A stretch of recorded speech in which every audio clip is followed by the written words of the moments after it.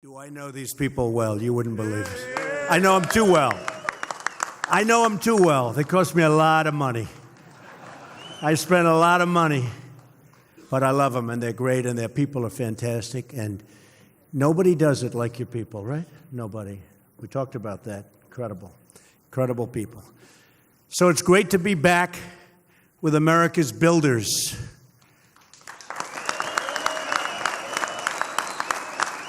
So did you ever think you'd see a president who knows how much concrete and rebar you can lay down in a single day? Believe me, I know. I know. We're a nation of builders, and it was about time we had a builder in the White House, right? We have a builder. I want to thank Sean McGarvey and the entire governing board of presidents for honoring me with this great invitation. And I love that it's in Washington because I don't have to travel very far. Worked out pretty well, I have to tell you. 5 minutes. Sean took part in one of our very first meetings at the White House. He mentioned it. And I promise you that America's labor leaders will always find an open door with Donald Trump. Always. Just look at the amazing talent assembled here. We have iron workers, insulators. Never changes, does it, with the iron workers? Well, let's hear it. Laborers, painters, fitters, plumbers, operators. They're operators, all right, I'll tell you that. Electricians. Not that good. Where's my local 3? Oh, where's local 3? That wasn't that good. Electrician. Well, they became so rich they don't have to. Let's do that again. Electricians. Oh, that's better. Bricklayers. Boilermakers. Elevator constructors. Good job. Sheet metal workers. Roofers. Plasterers. Plaster? Well, yeah, that's... We're not using as much plaster as we used to, fellas, right? No matter how you cut it. Sorry about that. I'm not sure I can do much. We brought back the coal miners. I'm not so sure about the plasters. We'll do the best we can, okay? We're going to do the best we can. How about the cement masons? And, of course, our wonderful Teamsters. Well, that wasn't very good, James. Huh? But really, you're the backbone of America. With the talent in this room, we can build any city at any time, and we can build it better than anyone.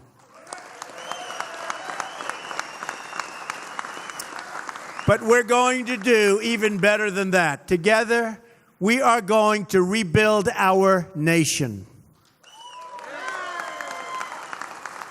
You're the keepers of the great trades and traditions that built our country. From the New York skyline to the Golden Gate Bridge, you represent the workers whose hands, skills, and dreams will build the great landmarks of our future. Every day, your members live out what I call the American creed. They're on the job before dawn and after dusk, and they never quit until that job is done. You know that. True. True. We saw this grit on display when the construction trades helped rebuild New York City after 9/11. That was a terrible time. We were all there. That was a terrible time in this country's history. Worst attack in the history of our country. Worse than Pearl Harbor. Pearl Harbor, they were attacking military. Here they were attacking civilians. Worst attack. And I saw what happened. Within a very short period of time, we were back rebuilding. And rebuild you did. And I really congratulate. It took a lot of courage and a lot of strength. And thank you.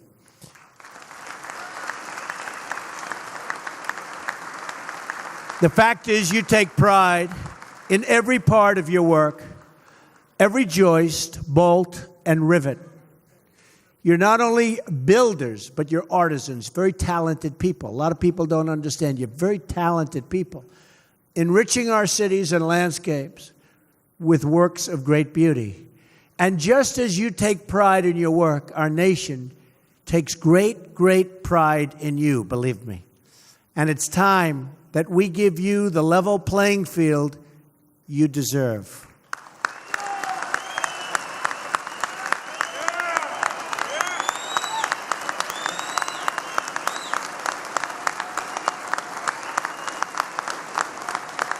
Thank you.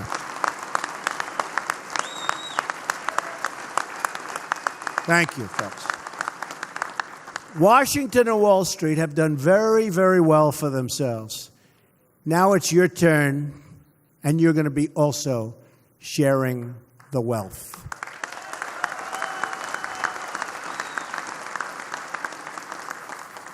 And you know, for many years, we've been taken advantage of by other countries. All over the world, they took advantage of us.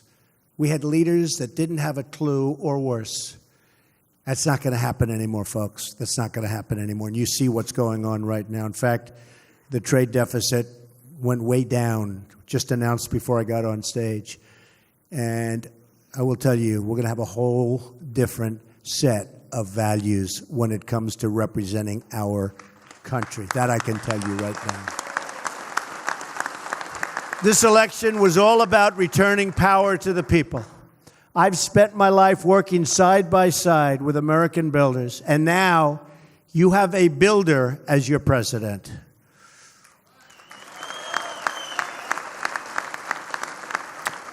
One of my first acts as president was to stop one of the great sellouts of the American worker. I immediately withdrew the United States from the disaster. This would have been a disaster. This would have been another NABTU, which, by the way, is a disaster.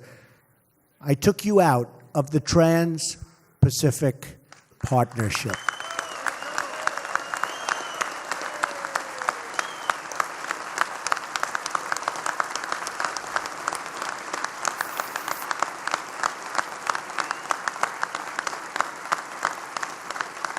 Thank you.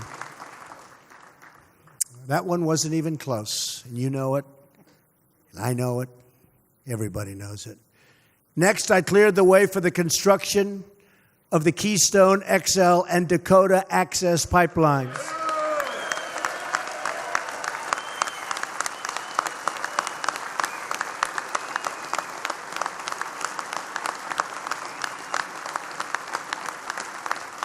And it's looking like that's going to have about 42,000 jobs involved, those two jobs. That's some number of great people. That's a big, big, beautiful lot of people. And Sean, actually, and a whole group joined me in the Oval Office when we approved the Keystone permit. And I joked that day.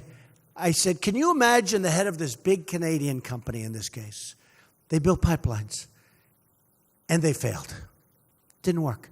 They paid millions and millions and hundreds of millions of dollars to consultants and lawyers, and they failed. And it was over. And then one day, Trump wins, and a few days later, they get a knock on the door. Sir, the Keystone Pipeline was just approved.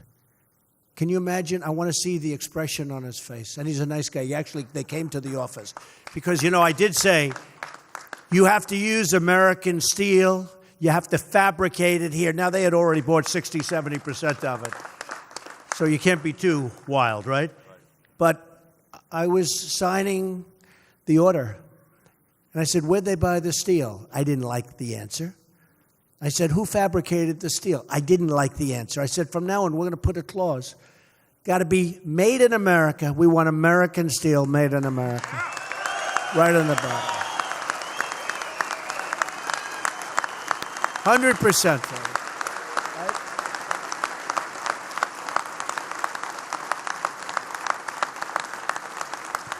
And you'll be hearing more about this in the very near future, but as time goes by, let's say over the next 7 3/4 years, meaning 8 years, we believe in 2 simple rules: buy American and hire American. That's what's going to be. And that's not just a slogan, it's a promise. Believe me, that's a promise. The era of economic surrender has come to an end. It's come to an end. We have surrendered as a country to outside interest. The era of economic victory for our country has just begun. You will see. No longer will we listen to those failed consultants who've made one wrong prediction after another, delivering nothing but soaring trade deficits and a big, fat, shrinking workforce. For decades now, we've watched as our factories have shuttered, almost 70,000 factories. Our jobs have been stolen, and blue-collar wages have declined. We've seen the economic pain inflicted on our fellow Americans in Pittsburgh and Detroit and Baltimore. We didn't just offshore our jobs, we offshored a big, big part of the American dream. We enriched foreign countries at the expense of our own country, the great United States of America. But those days are over.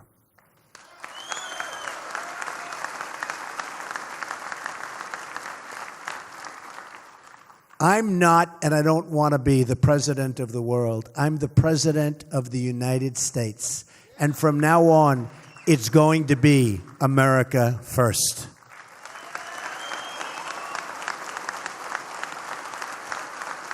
We're going to bring back our jobs, and yes, we're going to bring back the American dream.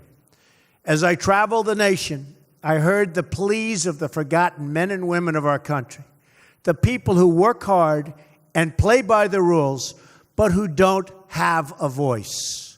Together, we are their voice, and they will never, ever be forgotten again. That I can tell you.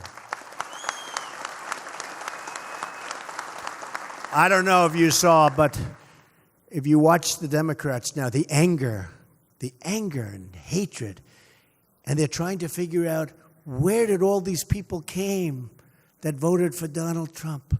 Remember, they said, because the Electoral College is very, very hard, they say almost impossible for a Republican to win. The odds are stacked. And they would say, there's no way to 270. You need 270. There's no way to 270. I heard that so much for a year. I kept saying, maybe I shouldn't be running. You know, Sean, I said, maybe I shouldn't run. Because there's no way. The people are telling me, the same people that say all of the bad stuff, they're saying there's no way to 270. Well, but there was a way to 306. But wasn't that an exciting one? You know, places that nobody entered. Donald Trump has won the state of Michigan. They go, what? Donald Trump has won the state of Wisconsin. They came out of the blue, and we didn't even need them. And we love those 2 states because we won the state of Pennsylvania, and we won Ohio, and Iowa, and North Carolina, and South Carolina, and Florida, and so many others. We ran the coast. And if you don't run it, you can't win. Huge disadvantage, the Electoral College. It's very, very tough. They say almost impossible for a Republican to win. But I had the support of, I would say almost everybody in this room. We had tremendous support. No, we did. We had tremendous support. We had tremendous support. And I'll tell you, we really had the support of the workers. We had tremendous support of the workers. Well, would you like to make a change, folks? Would you like to make a change? Because if anybody wants to make a change, you won't be having so many jobs, that I can tell you. Your jobs will be a whole different story. Because in the last decade, you lost over 750 construction. Think of this, 750,000 construction jobs. Real wages in the construction sector have fallen more than 15% since the 1970s. We rank 39th in the world for construction permitting. And approvals for infrastructure projects can take up to 10 years. Since taking office, I've signed one action after another to eliminate job-killing regulations that stand in a way. I had a chart. Is that chart around here someplace? Did you have that? I have to show this chart to you because it's amazing, actually.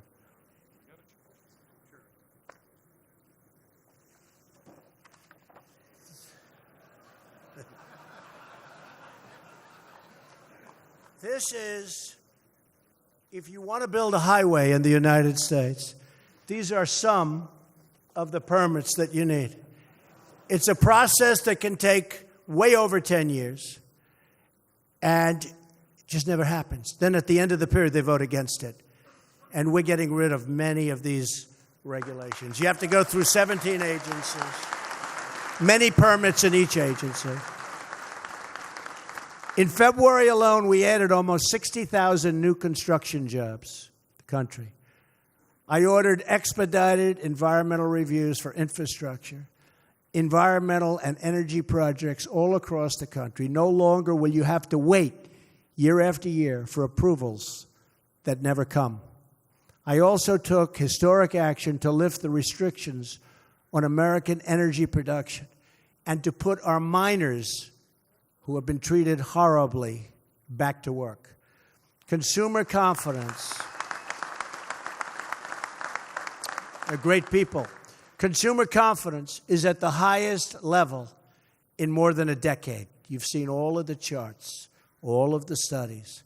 The National Association of Manufacturers just the other day reported the most optimism in the entire history of its survey, which is an old survey. 93% of manufacturers are optimistic about the future. It's almost 27% lower than that just a few months ago. The Home Builders Confidence Index is at its highest level in 12 years. And now in breaking news, it was just reported today, the monthly U.S. trade deficit declined by 10% for a reason, not by accident, believe me, it's for a reason. We're also going to protect your jobs by protecting our borders. My administration is just a matter of weeks, and literally a short period of time, has brought record reductions to illegal immigration. Record reductions. Down 61% since inauguration. General Kelly is doing a fantastic job. And we'll crack down on visa abuses that undermine the American worker, and we're doing that right now. These and so many other achievements have defined our first 10 weeks in office. We've done so much for the worker, done so much for the military.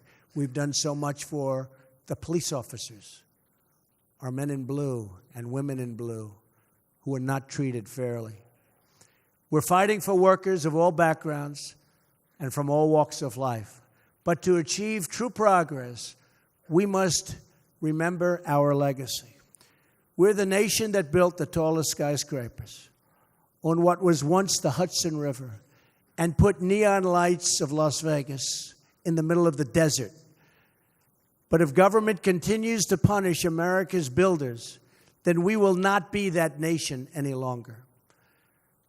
I'm calling on all Americans, Democrat, Republican, Independent, to come together and take part in the great rebuilding of our country. That is why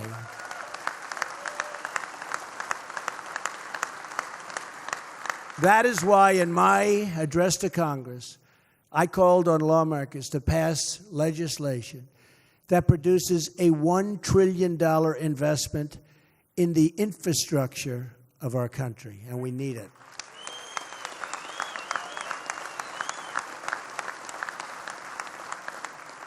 With your help, we can rebuild our country's bridges, airports, seaports, and water systems.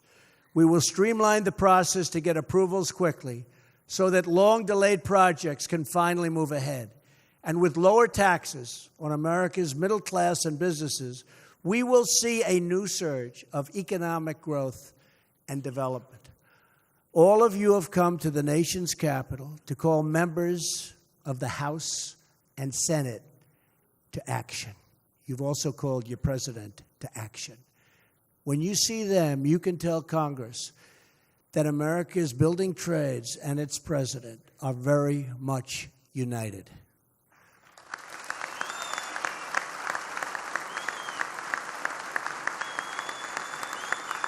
Thank you.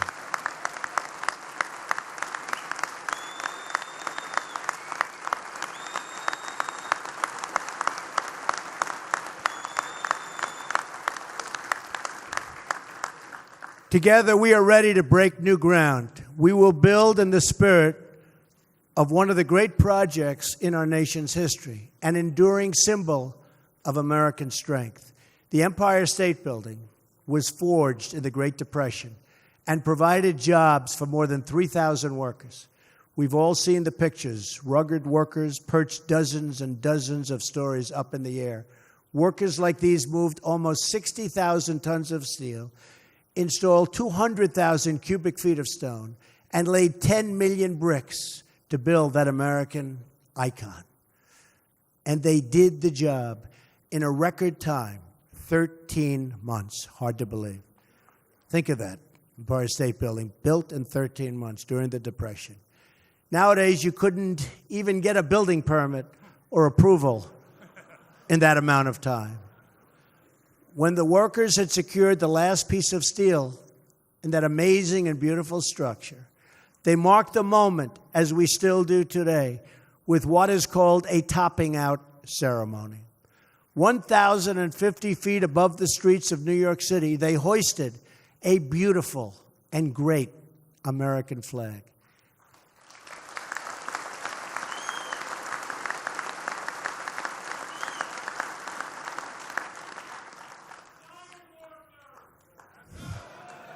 They did a good job. They did a good, those iron workers, you better believe it. It was an American flag that represented American projects, the big, bold, and daring dream of one man, and then one city, and then finally one people. That banner marked our nation's proud climb to the top of the world. Our people endured through the hardships of depression and the battles of World War II, and they emerged from these trials stronger and more united than ever before. Now we must again summon that same national greatness to meet the challenges of our time. Only miles from the halls of Congress and the newsrooms of Washington, you will find once thriving cities marred by empty lots and once booming industrial towns that have become rusted and are in total disrepair. Standing before me today in this very hall are the men and women who, if given the chance, can transform these communities. You are the citizens who can rebuild our cities, revive our industries, and renew our beloved country. And I know you will stop at nothing to get the job done.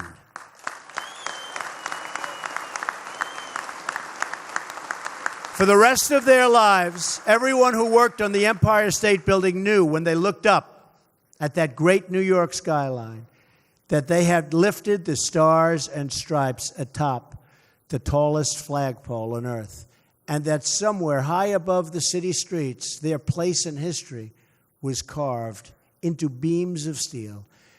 In the future, when we become the trials, and we are trials of our times, we too will emerge stronger and more united than ever before. It's happening, you watch.